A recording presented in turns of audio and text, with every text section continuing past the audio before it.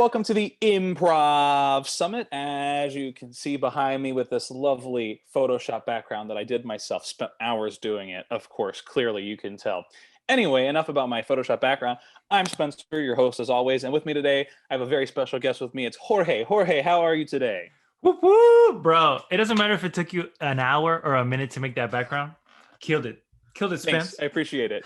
It's very high contrast, which I need for my partial blindness. I need a high contrast, so I made it high contrast. Listen, the yellow helps. The yellow really helps me as I'm watching this video. I'm just like, okay, he's on the left side. I'm not gonna miss that. Yeah, I'm hypnotizing you without you realizing it. But also, everyone talks about the slant. This was like the nice touch. Was this? I can't. That's like this. Yeah. Yeah. How does there? Wait. Anyways.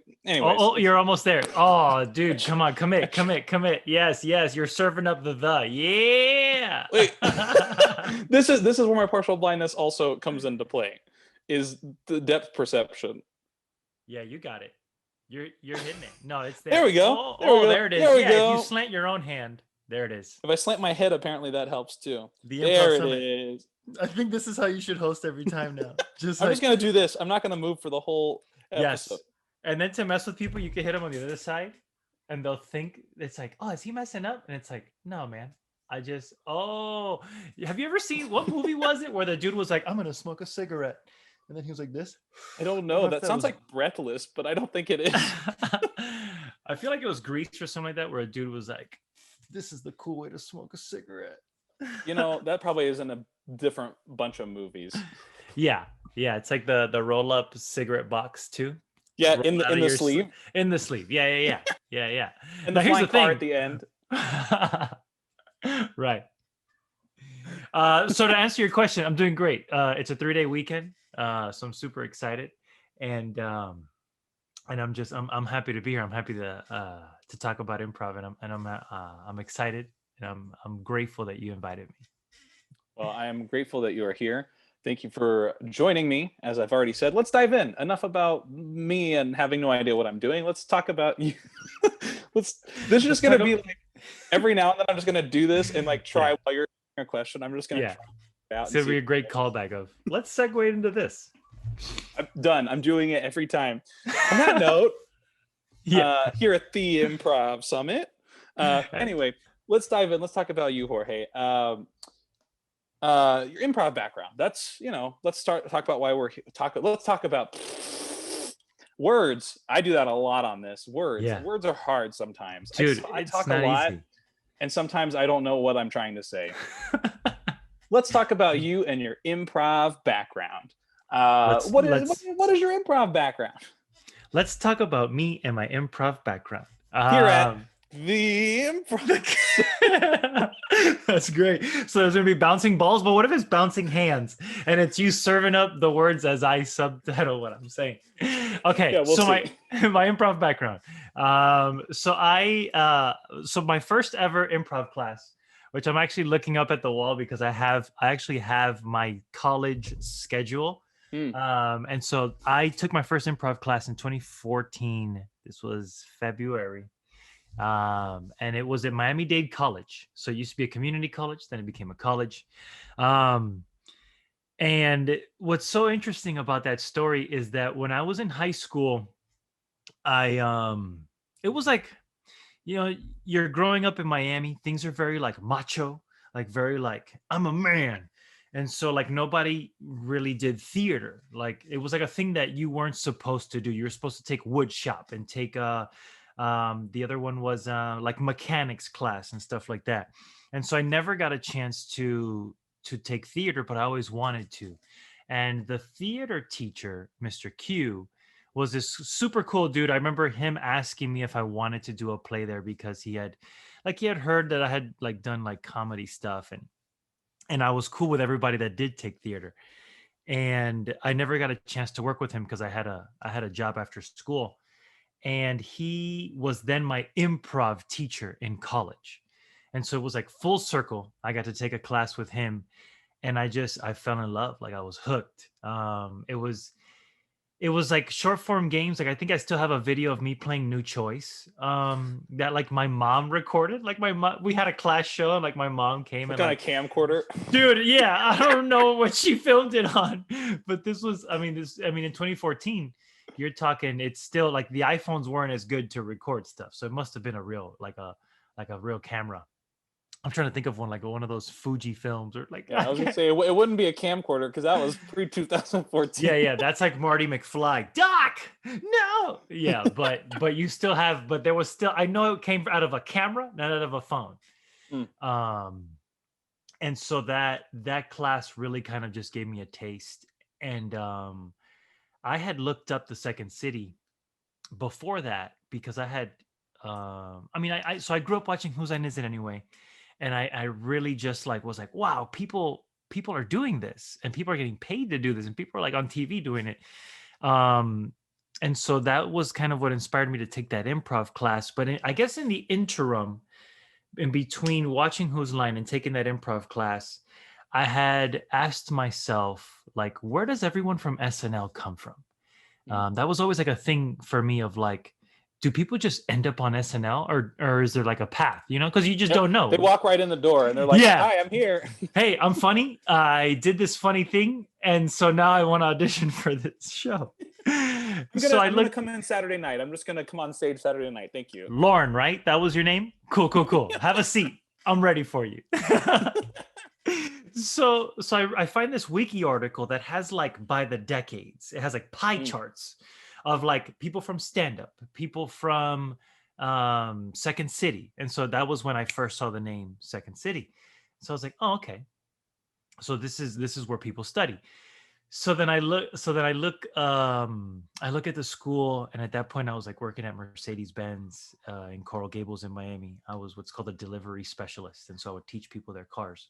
But I remember I was like, oh, I can move to Chicago. I could work at a Mercedes dealership there, and I could take class at Second City. This was, I think, 2013 or 2012. And that year there was 3 blizzards that came together, of a perfect blizzard storm of madness. I was gonna say shit, but I don't know if we can curse here. Yeah, whatever you want. Okay, cool. At We this could point, bleep it either way. But it's like, but they all came together, and they all came together in Chicago. And I was like, okay, I'm Cuban Puerto Rican from Miami. I don't do well with snow. I've gone snowboarding before, but like by the fourth day, I'm like, I'm out. So I couldn't do snow. And so I realized that there was one in LA. And so in August of 2014, I got in my car, packed up my stuff, and I drove to Second City, Hollywood, signed up for classes. And in 2016 was when I graduated. Did my grad review. And then I think that same year or the year after, I applied for the diversity scholarship at UCB. And then also did the UCB curriculum, and I graduated UCB in 2019. Yeah. So I graduated UCB 2019. And then I did comedy sports. I was on the Sunday team. So I never studied at comedy sports, but I did comedy sports. And so that in a gist is my improv journey. I love it. I feel like I'm trailing you just a little bit because I started at IO, but then I went to Second Sweet. City and I did grad review in 2018, very end of 2018. Our last show was in December of 2018, I remember. And then I just, as of this recording, I just finished 401 at UCB.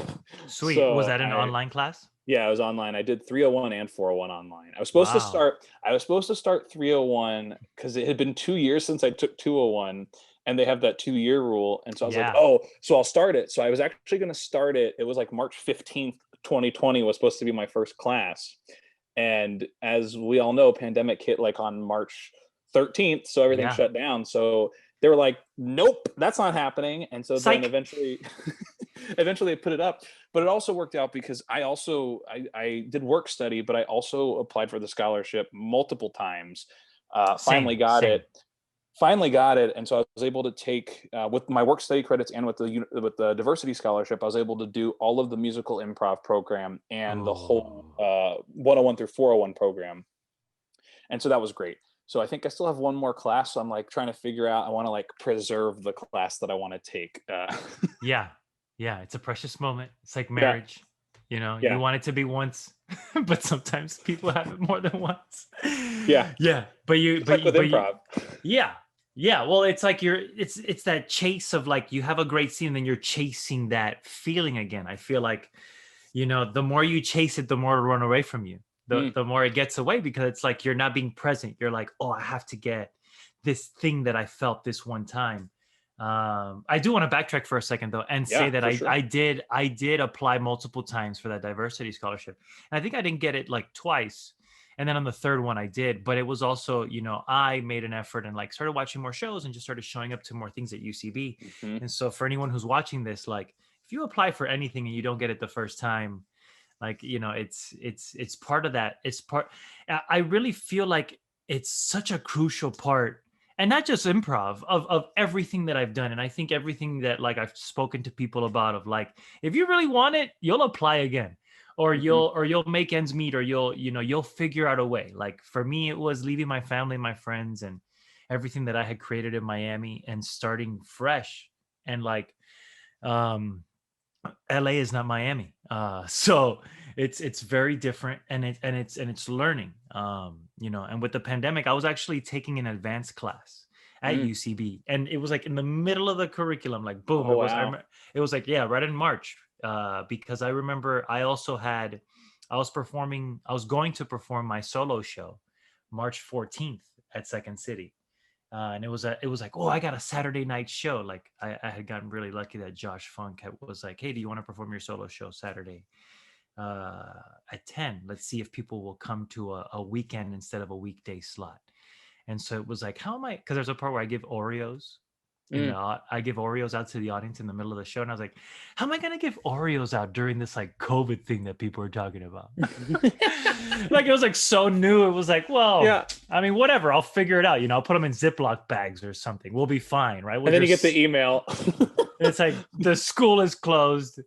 People shouldn't even be gathering. And then back then it was like, yeah, you could just not wear a mask outside. Only wear a mask when you're Hmm. indoors with other people. So that being said, on a side note that's completely unrelated, but it's still related to improv, you actually touched on what drew you to improv, which is really exciting. So let's move into, unless you want to expand more on it, but what are your favorite types of improv, or do you have any favorite to play or to watch? Yeah. And do you have any like favorite improv games or warm ups, anything like that? Whatever you want to answer.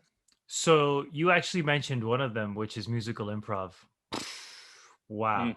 Hmm. So for me, it was watching Wayne Brady and just being like, bro, this dude is, it's like insane when you watch this gift that he has, right? And it's like, I didn't know that by taking classes at Second City that you have a music day for half a day every I was gonna say semester, but it's every class, every Yeah. level. So that really shook me, and I will tell you this. I mean, I love music, and I grew up watching a lot of music videos and like listening to a lot of music, and like that was like my meditative state before I knew what even meditation was. Like when I was Mm. a kid, I had like a mirror. My closet doors were mirrors, and I remember not being good at dancing. And in Miami, you have to be good at dancing. It's like a Mm-hmm. thing, like you're shunned if you can't dance. So I remember listening to the radio, which was Power 96 back then, or it's still Power 96 in Miami. But I would just listen to the radio and like I would dance in front of the mirror and like try to figure out moves, but I would also rap or like sing the songs. And so when we did music days, I was so excited, but then I was so scared. I was like, oh man, what if I mess this up? Like improv was very scary in the beginning. Um, but then like once you start getting through these levels, I mean, I was fortunate enough to be part of Second City's house team, musical house team, directed by Huey Stonefish. Heyo, Emmy Award winner. Yeah. Right. Um, dude, and he actually, we took classes together. So it's been just a great ride. Like that's the one thing about improv as well. It's like the people that you meet, it's it's something that you'll never forget, because for me, I grew up with some people just being like, man, this guy's annoying, or like this guy's always on, or he's always doing accents, or he's always playing different characters. And it's like, dude, just be yourself. But then you go into Second City and you're like, oh, we're all idiots together, with like Yeah. idiots being the word of like just the highest compliment I can ever give. Yeah, the words of love. Yes, it's a term of endearment. We were all idiots, and it was just like how silly can we get? And I remember one thing that stuck out for me, there was this one guy in my level one in my level one so in my improv, because you have to be specific with these levels, Words, right? right? Words. Yeah, because it's like at UCB it's 101, but then at Second City it's like improv one. So not con one, but in my improv one class there was this Hmm. guy, I can't remember his name, but he had done improv before taking this improv one class. And I remember the teacher saying, try to tie your shoes. And he, in my mind, I was like, okay, like you grab the laces, but he couldn't even grab the laces. Like he was just really trying to tie his shoes. And that for me was like, oh, I see what's happening. Like when you listen to the specificity, it's a person trying, never succeeding. And so that was like, okay, like that was my first real hint at like, you really got to listen in improv. So going into warm-ups, one of my favorite warm-ups is the clap. Because it's so simple, but you're like making eye contact and you're like, here it is. And then it's like you're looking for that double because then it switches. But I think for me the reason why I enjoy it is I really enjoy warm-ups that cater to people who may not speak the same language as you. Because I'm bilingual and I've improvised in Spanish and English, I feel like sometimes improv can be this language, like silent scene work, like Ithamar's silent show, and like anything that I watch that's silent, that has no words. For me, it really creates this realm of artistry, where like Mr. Bean, Mr. Bean was known around the world because a person who doesn't speak and is just portraying with their facial expressions, with their body, a lot of body stuff. I really enjoy those as far as warm-ups, because anyone can come together, and it's like you have someone who speaks Spanish, Korean, Vietnamese, Japanese, Chinese, English. They can all do this clap warm-up together, and it's like, wow, we don't speak the same language, but we're human. And I think that for me has been a thing that I never really realized until I got out of Miami, until I left home and was like, oh, there's so many different cultures, so many different facets, so many different languages, but there's specific things in improv that you can do. Like on my team, Spanglish, we used to do this warm up where we would just stand in a circle, and instead of clapping, it would just, like, if I threw you like a then the next person would just but as you know, it heightens, and then you're like, whoa, but you're making these sounds and you're making this noise, and it doesn't have to make sense, and it's like the dumber or the idiot, these are all term of endearment, but it's like the silliness, the highest you can go, the more embarrassing, there it is, the higher the embarrassment, the more the commitment. Because there are times where I've been in a scene and just someone is making a really, really interesting face, and I've already chosen to pee and applaud them. And so I'm going to make this interesting face with you. And I don't even know if I can do it. Or an accent. Somebody does a really silly accent, and you want to be together with them. You're going to do this accent with them. And oh man, Lord help you if you can do it or if you can't. But the audience is like, that's commitment. And that's what that's what they eat up. So for me, any type of warm up that involves the body, that involves sounds, and then my favorite types of improv, musical improv, and I think like physical work and silent work. So Second City really drills object work. Like I remember so many classes where it was just like, which we don't have to talk about. My needing to challenge myself with object work, because every time I talk about a computer, it's up here, and I don't know who uses a computer up there. I just like to be intimate. This is my computer. I'm just, this is my computer. Well, I mean, you have the desks. Or when I did a shovel, I did my shovel like I was doing a shovel like this, and then I was like, wait, hold on. If I'm digging And then I was like, wait. And I was like, how do I hold it? I was like, what? But It that might and be the see, Zoom thing. yeah, because you want people to see it. You Yeah. gotta have people see the shovel. You can't Yeah. just, yeah.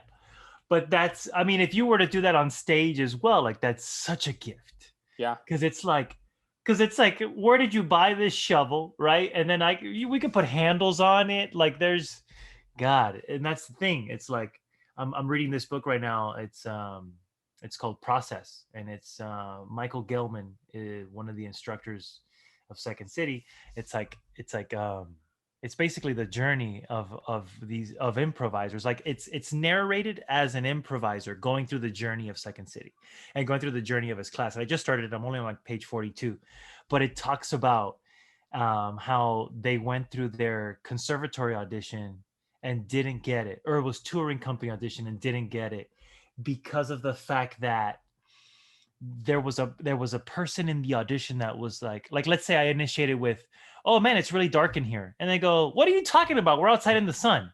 Mm. And it's like being able to improvise with that person, where it's like they've negated me, and I know in my improv brain they negated me, but in my character it's like, cool, let's yes and what he said, because he's still in the scene with me.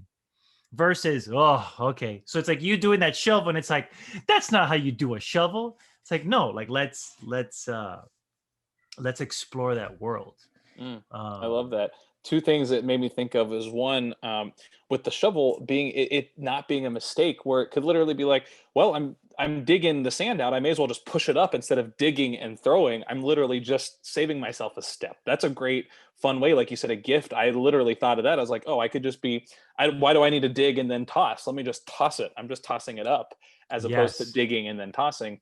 But it also made me think of when I went to a musical improv audition once, and they had us do a scene. We did the scene, and then going to the songs, I could tell the other person had never done musical improv before, ever.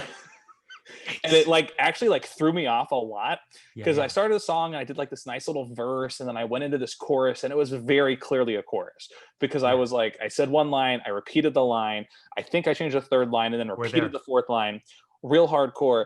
And then the person next to me did another chorus, and then they started a verse, and halfway through the verse they looked at me and passed the verse to me, and then I was like, but it was their POV, so I was like, oh, we're in the middle of the verse, okay. And so I was like, I'm just gonna start singing the chorus again, so I just went right back into the chorus. Done. And then it was another verse, and the person did another verse, and I was like, where are we in this? I was so lost. Yes. And I didn't get it, but then I also was like, I was like, I mean, maybe as me as an improviser, I could have picked up and tried to like navigate it back. But I also was like, we've had 4 verses in this song and 2 choruses, and I'm not sure where we're going with this. Yes. And I think the beauty of this entire story was that you still went to the audition. The thing was, you still played. Like you were like, okay, cool, I'm jumping into this chorus. Like it's like if you're playing a character and all of a sudden you've lost yourself and you have no idea who this character is anymore. I'm always like, okay, every single one of my characters has a go-to phrase, which is like your chorus. You have a go-to chorus, or you have a go-to phrase.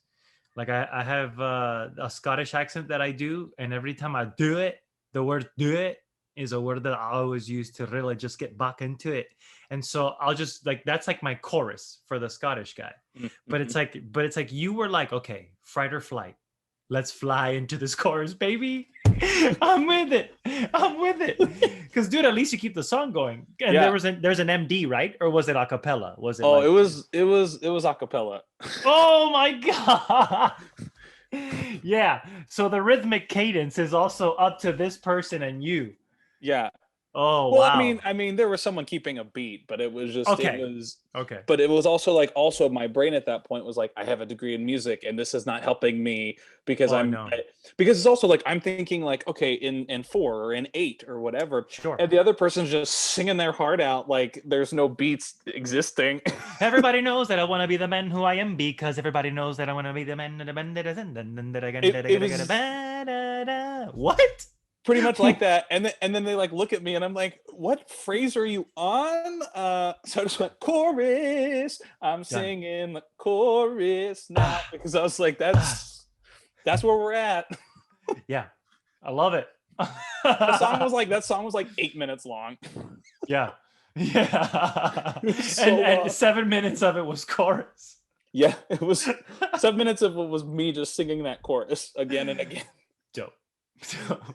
I think Listen, I think we were in a library. That's all I remember. they'll never forget you though. Like they're like, listen, we have other people, and you didn't get it because you didn't get it. Like that's the thing. At the end of the day, you didn't get it because you didn't get it. And like real quick story. Like for me, Yeah. I auditioned for the CBS Diversity Showcase, and like the first time I didn't get it, and I was brought in though. I still was brought in as a writer, and I was like so devastated because the cast was so cool, and I wanted to be part of this 2017 Mhm. cast, and like they like everything was just like I was just like I'm supposed to be in here, like beating Mhm. myself up, and then I auditioned the next year and I got in for 2018, and I mean these people are still to this day my best friends. And I went through such a journey, and it was like these trials and tribulations because the showcase, I mean, it's not easy. But Mhm. it was the like I said this the day before we opened, because the day before we opened was my birthday. And I said to all of them, I was like, I wanted it so bad, and I wanted it to be in that cast.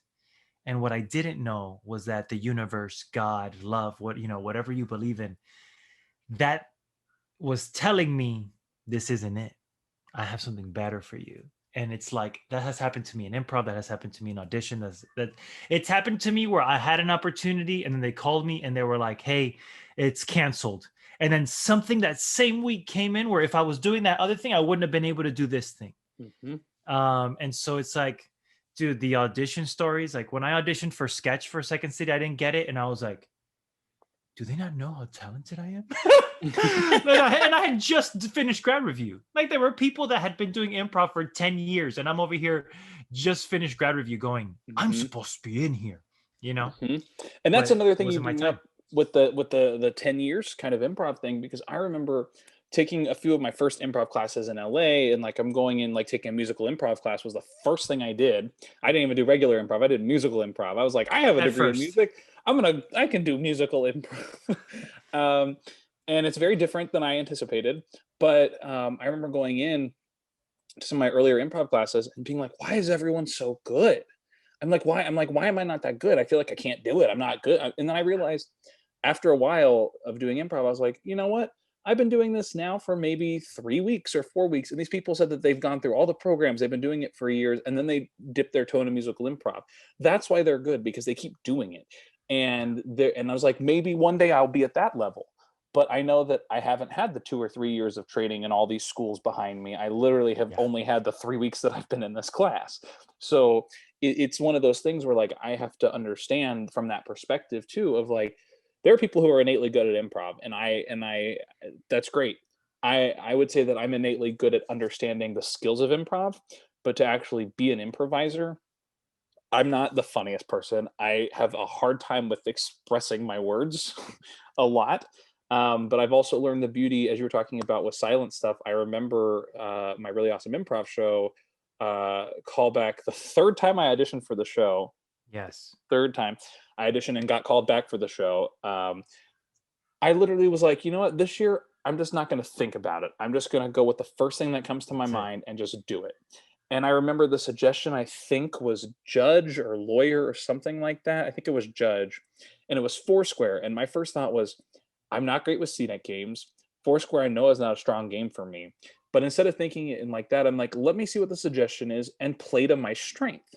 Yes. And what I did was, I remember specifically, it was they said the suggestion was, I think, judge, and I went, judges are very responsible. They're very like proper. I went and just laid on the ground and started flailing, and I just went like this. And my scene partner comes in and goes, "Sir, I know it's been a long day, but we still have a few more cases we have to get through." And I just went, oh, I don't wanna like. And it became me having a temper tantrum as this judge. and it really like worked with status, because usually judges are very high status characters, but I was Yeah. playing low status in a high status position, and all these things that really worked, and I didn't even have to really say anything. And so I learned like, oh, that physicality was all I needed for me to have a good time, my scene partner to like have an idea, and for Yes. that person to have a good time as well. And it really was like, it was great. So I've also learned to pick up on those things, that I can take those little nuggets with me. Not corn nuggets. I've said this on the show before. Corn nuggets are disgusting. I don't know if you've ever had those things, but they are No. disgusting. They're they're like if you took a hush puppy and you just put a bunch of cream corn inside of it and then rolled it up. Okay. It's Sounds they're gross. interesting. They're bad. I got them once, because I'm from Florida, but I'm from the north part, which is the most southern part of Florida. Yeah. um, Yeah. and so I call it the South. People don't believe me, but it's the South. It's the South. And Because you have Miami and then you have the South. well, it's like there's north, central, and south, but it's like the further north you go, the more southern you get. For So, sure. but Yeah, that's the closer another you get to conversation. Alabama. Yeah. Yeah, we're literally like Lower Alabama is what we're called, because I'm in the Yeah. Panhandle, so Lower Oh Alabama is yeah. what they call us. Anyways, that's for another day. That's a whole other conversation for another day. That's Move that's on the to that's the Florida summit, not the yeah, improv summit. yeah. Where the would be on the other side. It would actually be probably misspelled. No, just kidding. Yeah, to yeah, the Florida Yeah. summit. T But I period, H period, E period, as if yes, it's an acronym for something. but it's not. Yeah, They just wanted to put the periods there to mess yeah, with you. right. But I do want to go back to what you said, Yeah, Spence, of like, it's not your job to know the whole thing. And that was the beauty of that choice that you made, where it's like, cool, flail on the ground. And then what a gift you gave your scene partner of like, hey, listen, we got a lot of cases left. Because it's like they're thinking the same thing and they're going, oh, what am I going to do right now? Right? Because it's improv. Nothing is pre planned. It's a word that they just gave you. And so you made such a bold choice. And it's like your part, because that's something that I always feared in the beginning. mm, Oh, if I make this bold choice, I'm stepping on my partner. And it's like, no, my partner may not even have anything. And so by me making this bold choice of flailing on the ground, boom, we've got something. Or like when I'm in a scene and I walk out and they have such a bold statement or such a bold choice, I'm just like, wow, I'm so taken care of right now. And that's all it is. It's so taken care of. And I forgot who, I mean, there's been so many improv conversations, right? I don't remember exactly who said this, but they were like, why would I get mad at something that I just made up 5 seconds ago? Like, why would I get mad if you stepped over it? Like, so what? I just made it up 5 seconds ago. Like, let's release it. Whatever. Let's just roll with whatever it is that we're rolling with right now. And speaking of warm-ups, just to go back for a second, yeah, Jamie Moyer has this great warm-up that you reminded me of, where like she'll have you do like a physicality, like let's say it's this, right? And she would always do this in the drop-ins. And so someone would walk up and they'd be like, hey man, you're inspecting these pickle jars, but you kind of have to twist your hands. You can't just let them go down the conveyor belt. And so then somebody will walk away and then that person will get tagged out and somebody else will walk up. And it's like, yeah, I get it. I have to be this tall to ride this ride, but come on, man, just let me get in there. And then somebody else will tag out. And so you just continue, right? that's fun. And so the person making the movement has to justify, like, hey, man, I don't control the roller coaster. I control the hat. Or it's like, I don't really want to twist the pickle jars because I feel like they're at the perfect twist level. And if I open one, it's just going to pop. And so it's like, but you have to keep doing your movement. And so it's like, I made this choice. And I made this choice because maybe I'm sanding a surfboard at this height, which is your keyboard height, right? Mhm. But so because I'm sanding this surfboard, someone comes up and says, these are pickle jars. I got to drop that surfboard. I can't be like, no, it's a pickle surfboard. I mean, Or no, it's not pickles, it's a surfboard. Like, yeah, completely negating what that person just said. right. I've already made the choice. So now if you gift me with this is something else, then let's roll with that. But that was so beautiful of like you sharing that. I had nothing else.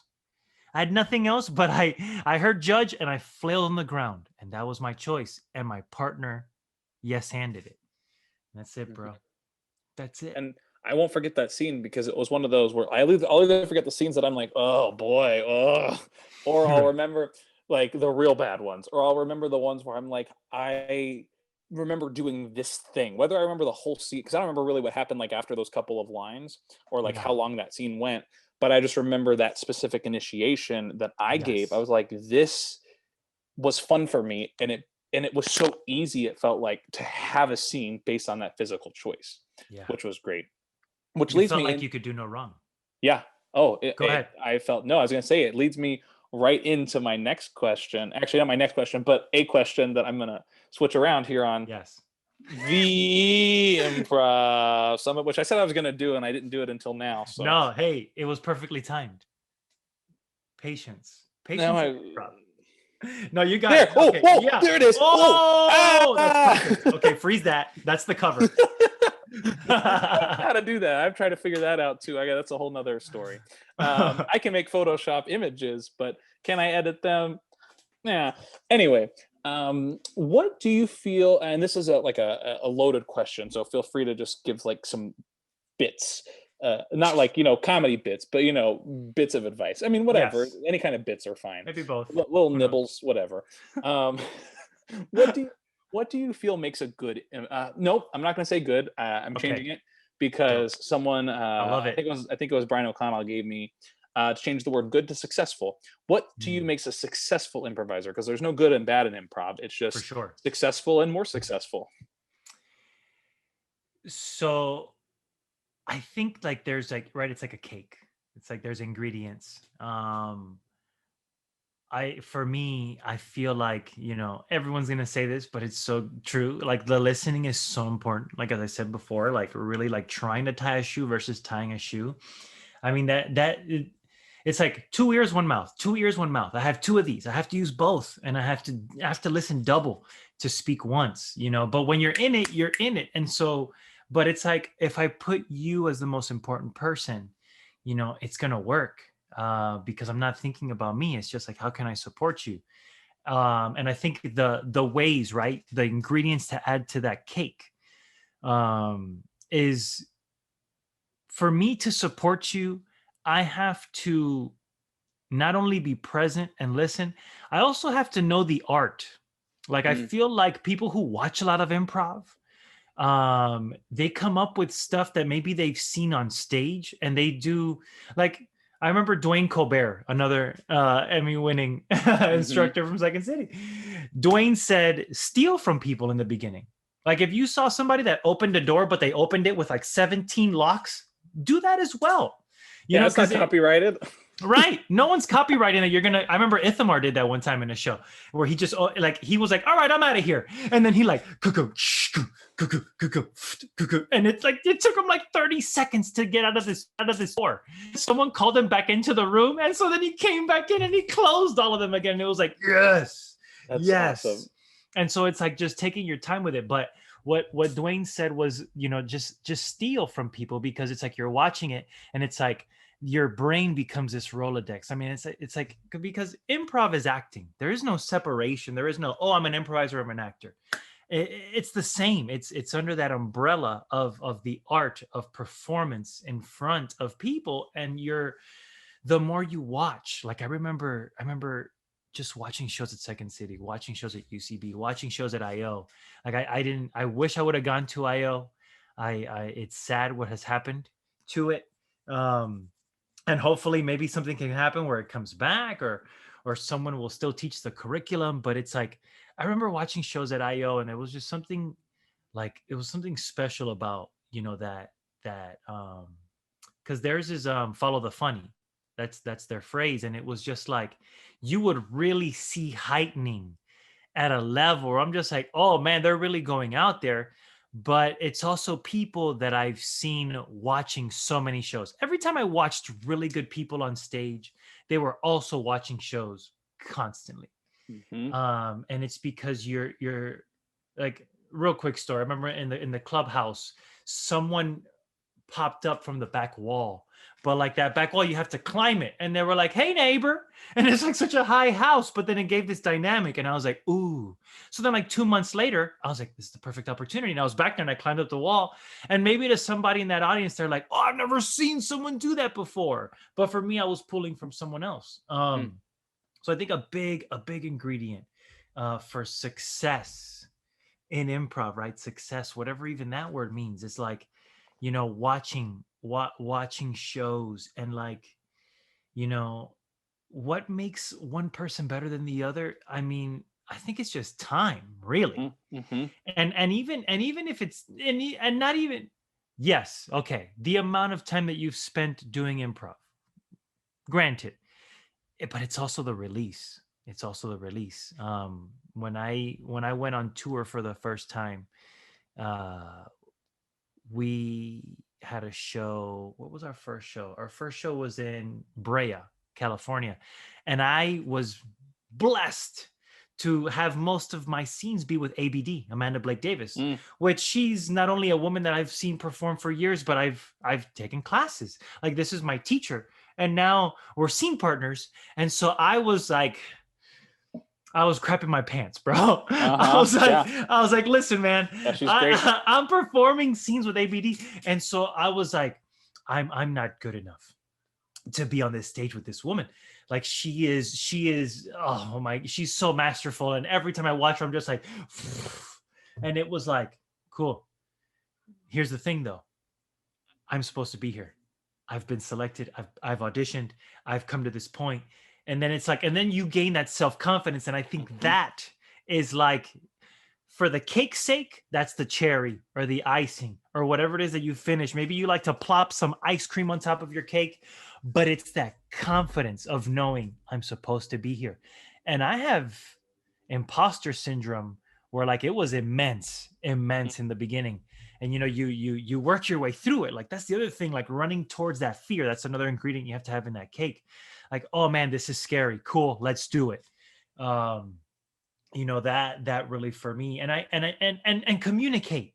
Like, I sat down with ABD and I was like, look, i'm I'm really nervous. Like, I just told her I'm really nervous. She was like, when I first started, I was nervous too. Like, when I first started touring, I was like, oh man, I'm touring with people that I look up to, and I'm Mm. here with them. So, like, she was in my shoes years ago, and so she gets it. And it was just like, hey, we're gonna have a great time. You're supposed to be here. And after that, everything, but it was like, everything just worked. And it was like, I had to have that conversation. And still, areas of opportunity for sure, I'm still learning. But I was now in a mental state of, I'm still learning and I'm supposed to be here, versus I'm gonna probably get kicked out. I'm gonna probably get Mm. fired. And that Mhm. messes with your head, because in anything in life, right? Auditions or anything, it's like knowing, okay, I've put in the time. I'm supposed to be here. But that's the thing. If you're not putting in the time, Chris Hemsworth, for when he was doing, before he did Thor, he was like, I had to do so many hours of training and so many hours of classes and so many hours of working with a coach to then be confident enough to play Thor. Where it's like, Mhm. you look at this dude and you go, man, he kills it and he's so funny, but it's like, he also wasn't confident at one point. Mhm. He also, like, he's like, I hammer down my lines to the point where if I don't know Hammered. them, hey, I didn't even do that on purpose. I called it Hey, out. but so he he gets down his lines so that way he can feel so confident. And so it's like, whatever it is you need to do to feel confident, right? Mm. Do that. Like, yes, all the auditions that you've done and everything has brought you, Spence, to this point, but it's like, you've gained that confidence. And you don't have to be the funniest one on stage. Like you said earlier, you're like, oh, I'm not that funny. But it's like, you don't have to be that funny. You never Mm. have to be that funny. You have to be that real. And it's like, in that IO book, the seriousness of comedy, or Truth and I forget, comedy.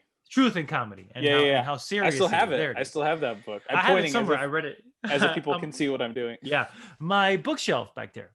But yeah, that's a really long answer into the improv cake of life. But put it, and then, and then here's the thing, right? I usually call it the improv chicken, because everybody cooks chicken differently, right? But everybody Mm. has their own seasoning. Because cake, you can't. There's just some things you don't put in cake, and there's some things you don't put in chicken. But let's stick to cake, because I've been in that cake realm. Maybe I'm hungry. You have to put in your own seasoning. So, like, everything that your music major, right? Everything that in life, right? Like, add it in there. Don't be Mm. afraid to add it in there. Mhm. I will tell you this. I spent a lot of time trying to not be Latino on stage, because I was like, if I do that, it's just going to be a trope. I'm just going to be that one trick pony, or I'm just going to be the guy that's now the Latino guy. And I didn't want that. And so I hit the other way hard of just like, cool, I'm going to do every accent except for a Spanish guy. But then I didn't feel like I was myself, and I didn't feel like I could really show off what I know, or what my style is. Mm. And so before I was on the touring company was kind of when I realized that I needed to put myself back into improv. Um, and like, so before like the Bob Curry Fellowship, um, and before CBS, I was improvising every day for 6 months, either watching it, reading about it, or doing it every day for 6 months after I didn't get that 2017 audition. And so that 6 month period, it was literally inhaling improv. Mm. And a lot of people don't know that, but it was like, it was every night, every single night. And then going to Bordner's and talking to improvisers, going home at 2 a.m. But it was just like, I was consuming it. It was like a drug. And I'm not saying you need to do that to be a successful improviser, but that was the cake that I made for myself. And it has its benefits, but also I just enjoy it. Like I genuinely enjoy improv so much. So you got to enjoy it. Like if you're like, cool, man, I do improv because I'm a serious actor and I just want to dabble in this thing. Cool. Respect. It's a different layer. But there's a certain point where like, you got to love this thing. Because when you keep failing, and failure is not really a word, it's just a lesson. It's continuous lessons of, I auditioned for this, I didn't get it. I auditioned for this, I didn't get it. But they're all lessons. And the right group is supposed to come. If you continue to audition, if you continue to fight for this thing. So yeah. Done. Yeah, great. I love it. Pull the cake out of the oven. It's done. Cut it. Let's get it. Yeah, cut it. Give everyone a slice. Save a little extra for yourself. All the. You can have your cake and eat it too. You can. In improv, you can. Apparently, that's grammatically correct. I found out. Apparently, it's supposed to be, you can't eat your cake and have it too. It's actually how it's supposed to be, because you actually physically can't do, or you can eat your cake and have it too. I don't remember what it was. It's not a grammar lesson right now. Let's move on to the next question. Listen, I couldn't care less. I couldn't care it all. I couldn't care it. This feels like some pun game where it's just vegetables coming out, and it's like using different phrases of foods that. Hey, I got information. You know what happened to it? It was leaked. Oh, God! I had to throw a pun in there somewhere in this whole show. Anyway. Let's move on to the next question. A little bit easier of a question before, the big question. Plug anything you want. Your socials, pitches, anything you want that you want to pitch and plug and promote. Jorge Emmanuel Berrios on Facebook. Berrios, B as in boy, E as in Edward, RRIOS 305. Which you can also see on the little Zoom box as well. Sweet.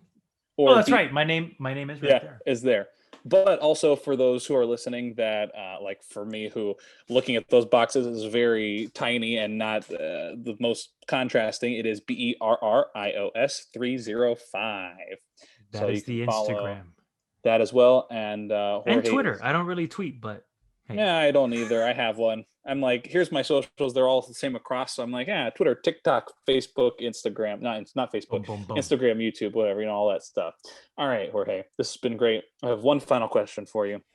That final question, I've been prepping you for it. I told you about it already. Is the reason why I'm doing this improv summit is because I get a lot of people who ask me like, hey, you do a lot of improv. Where should I take improv? That's, how all my friends sound. Just kidding. That's not at all. I just wanted to throw a character in there. Why not? But if you, that guy, but if you had someone who came up to you and said, where should I take improv? What's like one piece of advice or one tip that you'd give to them to kind of set them on their improv journey, if you will? I think I think the biggest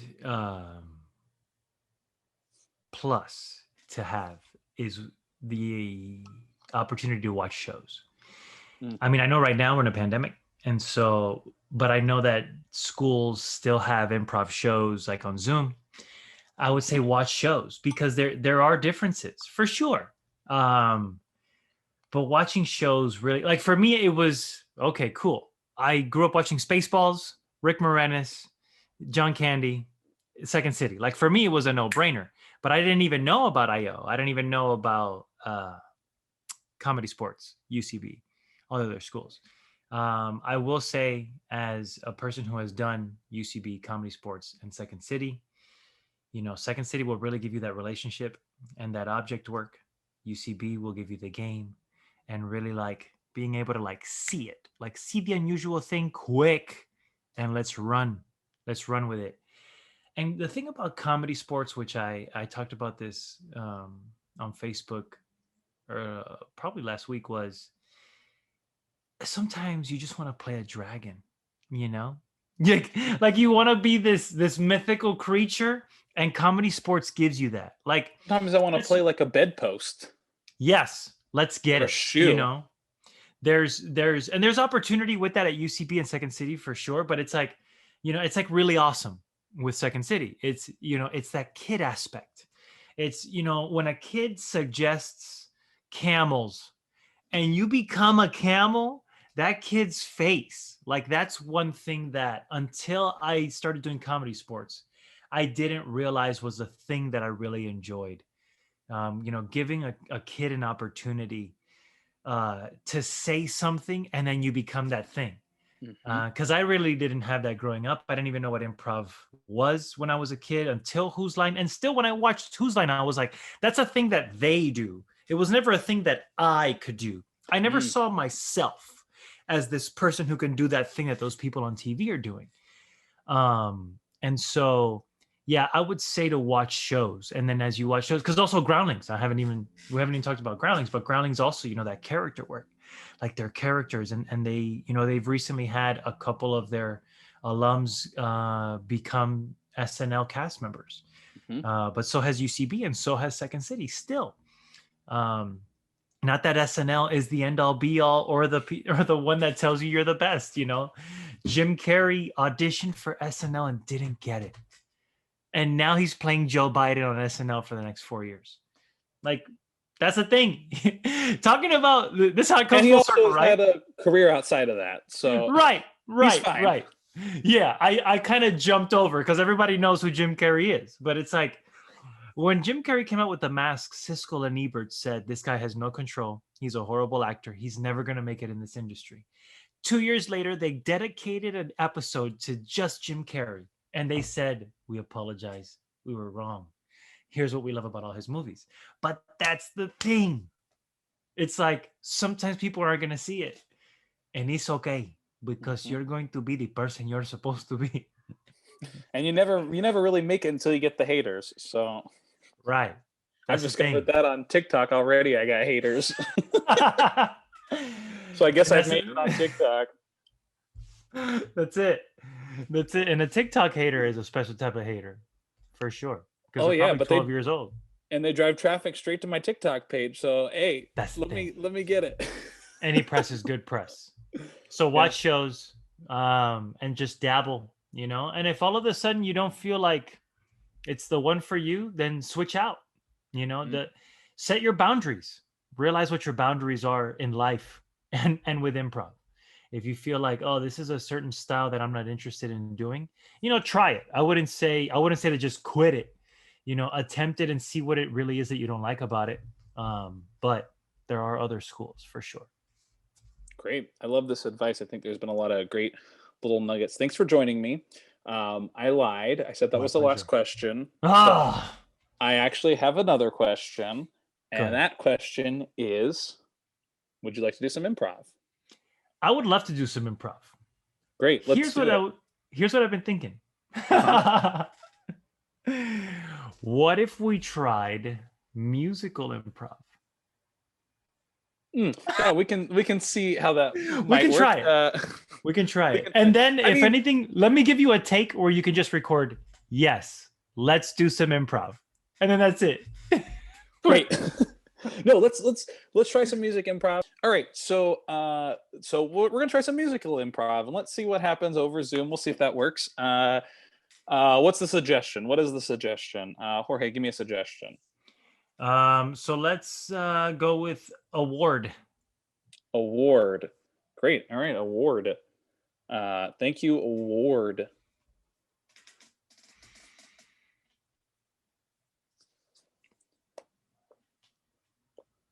It's it's the fact that I lost the Oscar. I have the envelope, but the statue, I went to the bathroom and I can't find it. I mean, if you retrace your steps, you could probably just go back to the bathroom and find it in the bathroom. I went back and I couldn't find it. And then I asked around. I think someone stole it. I'm so sorry. Well, I guess, Leo's going to get robbed again. I guess he was spoiler alert, he's going to be the winner this year. But I guess we just won't have best actor this year. I guess we'll just skip that category entirely. We'll have to let all the nominees know, of course. They're all going to be disappointed, very disappointed. But Michael, you're going to have to tell them. You're going to have to break the news to them. I'll go out there and I'll tell them. Remember, you're going to be on national television. Copy that. Copy that. You know what? You reap what you sow. And I should have done better. So I'll walk out there and okay. I'm walking out. Walk of shame. Go for it. Hi, everyone. My name's Michael. I'm a junior security level person here. Everyone enjoy your drinks and we're still on a commercial break, but I wanted to let you know something that I did. And the only way I know how to do it is through song.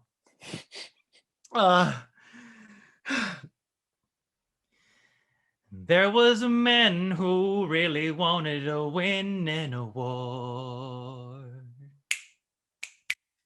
There was a man who I thought that was a big boy. His name is Leonardo, Leonardo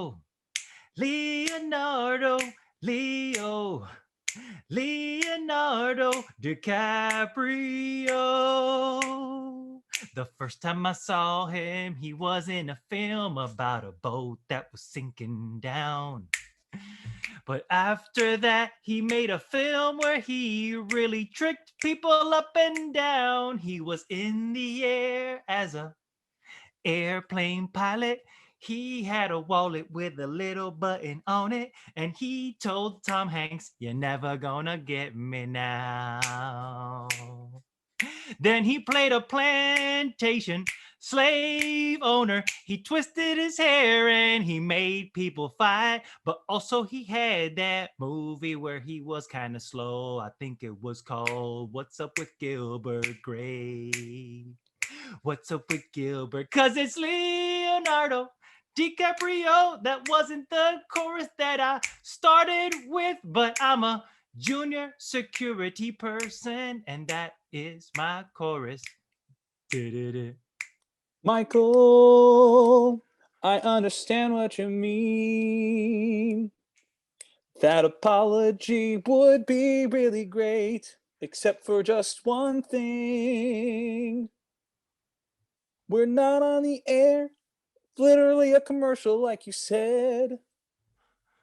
And in fact, Leo's not here, so he didn't hear any of that. So you need to apologize to Leonardo DiCaprio. DiCaprio. Leo. Leonardo DiCaprio.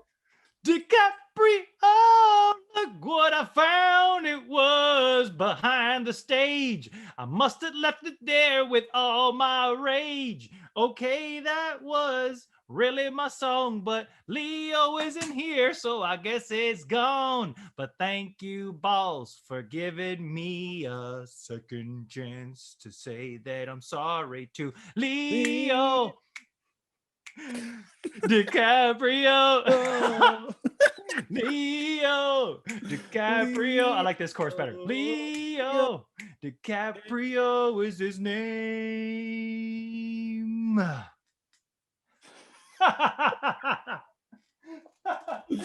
It's so weird to not have any music behind it. Yeah. Yeah. Super, super weird. But man, that was fun. Thanks everybody for coming to the so close. Thanks everybody. Thanks the Improv Summit. You get the idea. Thanks everybody for coming to the Improv Summit. I'm Spencer. That's Jorge. See you next time. Bye.